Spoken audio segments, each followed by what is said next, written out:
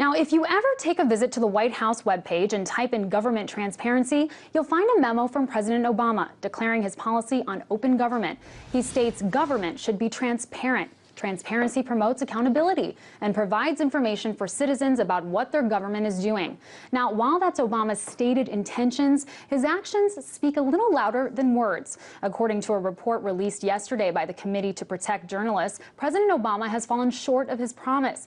The report details how the administration has been curbing routine disclosures of information and how the aggressive prosecution of leakers under the Espionage Act has created a chilling effect on potential government sources.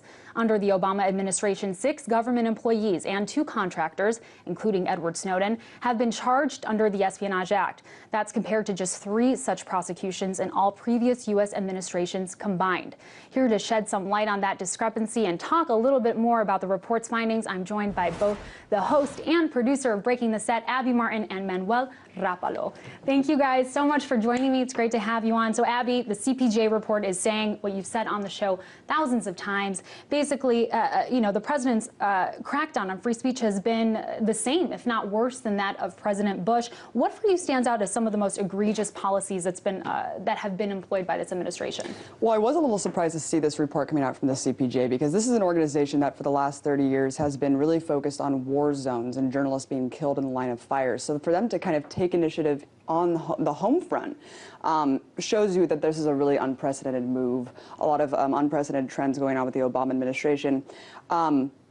And really, the thing that's so tragic about it is that he campaigned himself as a transparency president. So it's just, I think that that's really just so tragic. The things that stand out the most to me, of course, as you just mentioned, the 8 people charged under this archaic World War I piece of legislation designed to prosecute spies under the Espionage Act. And on top of that, you see completely ridiculous seizures of phone records under establishment media organizations, AP, Fox News. I mean, so when you're calling out Fox News and AP journalists that are actually establishment journalists, then you know that something's really in trouble here. Absolutely. I think you hit it right on the mark there. But Manny, Abby mentioned this, but CPJ does typically focus on war zones, on countries that are outside of the United States. This is actually the first report that they've done on the status of press freedom in the country, in the United States. What do you think that says? I mean, this is an organization CPJ, that's been around for decades, and this is the first year. Absolutely, no. They've done this. And just to dovetail off of what Abby said, this is absolutely unprecedented.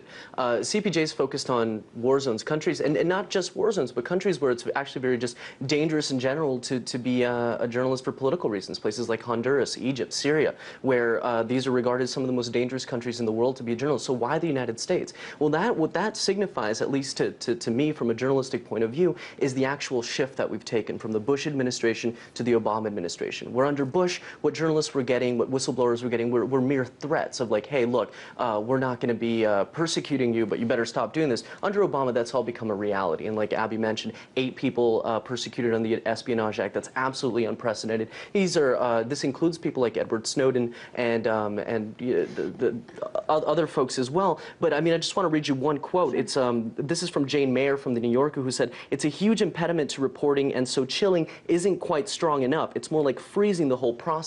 So really what this shows you is that the Obama administration may very well be the worst when it comes to press freedoms since the Nixon years. And it's amazing how many reporters came out in this report and really talked about how they've never covered a presidency, with more secrecy. And so that was really amazing. But you mentioned Edward Snowden. Abby, I wanted to talk to you about him because he was the latest whistleblower charged under the Espionage Act. Of course, he's not in the United States, so he won't be tried, at least not yet. What kind of effect would you say that Snowden and the entire NSA scandal has really had on the public's perception of their privacy, their right to privacy? Well, how sad is it that we have whistleblowers seeking asylum in Russia and journalists who are covering the leaks hiding out in Brazil and their partners hiding out in Berlin? I mean, that's the state of the world today, where they can't even reside in this country because of the fear of being persecuted.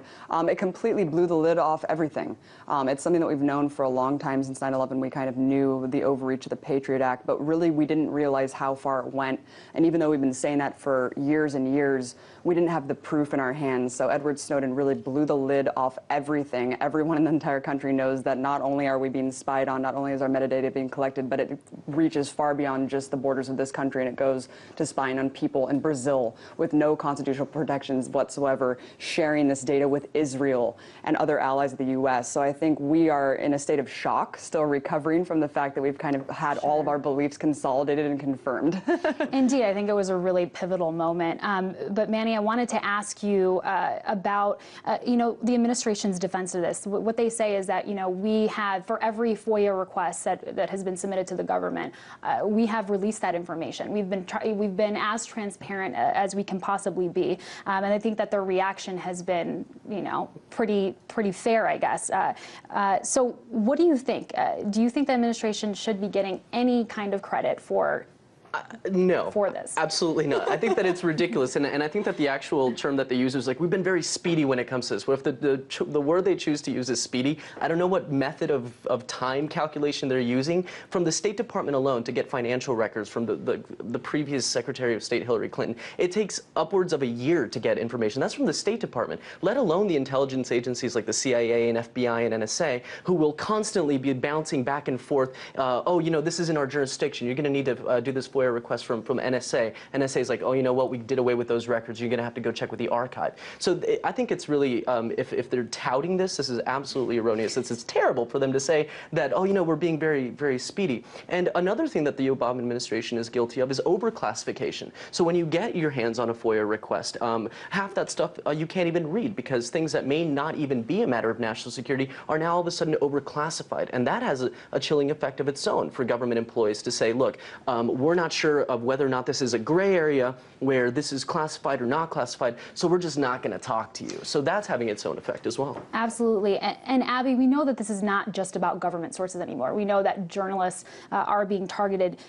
It calls into question another really controversial Obama policy, the NDAA, the Indefinite Detention Clause of the NDAA. Can you talk about that provision a little bit and just how it sort of feeds into this whole thing? Yeah, I think that's why people are so concerned, is because we've seen this move, a really egregious move on part of Obama, signing into law the NDA, the National Defense Authorization Act, Section 1021, which authorized the indefinite detention of people who are an associated force with al-Qaeda or terrorists. And we already know that that term is so general, so subjective, that it can really be anyone. And journalist Chris Hedges just tried to sue the administration by saying, hey, I've been embedded with what you call terrorists, what you deem terrorists, and I could be indefinitely detained by the military with no habeas corpus. I mean, we're talking about a policy that goes back centuries, Magna Carta. I mean, this concept of having due process and a fair trial is so foundational to democracy and to just freedom.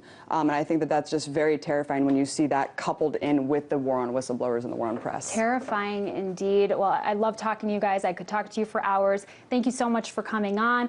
Host of Breaking the Set, Abby Martin, and of course, the wonderful producer, Manny Rapolo. Welcome back, I miss Amira. you. Thank you.